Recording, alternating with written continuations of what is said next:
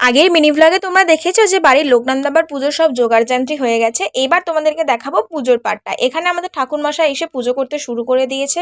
সুন্দর করে আমাদের পুজোটা কমপ্লিট হয়েছে। এখানে দেখো আমার মা আর বোন দুজনেই অঞ্জলি দিয়েছে, আর আমি খাটের উপর বসেছিলাম জাস্ট ফর ভিডিও। তারপর তো আমাদের হোমযজ্ঞ করা হলো। হোমযজ্ঞ শেষ হয়ে পুজো শেষ হতে হতে দুপুরবেলা হয়ে গেছিলো, আর আমার বোন সকাল থেকে কিছু না খেয়েছিল, তোর মুখটা শুকিয়ে গেছে। তো পুজো শেষ হওয়ার সঙ্গে সঙ্গে ও খেয়ে নিল। দুপুরের মেনুতে ছিল খিচুড়ি, পাঁপড়, চাটনি, একটা তরকারি, আর এর সঙ্গে দেখো আমার পিসির ছেলে কুটুসও এসে গেছে।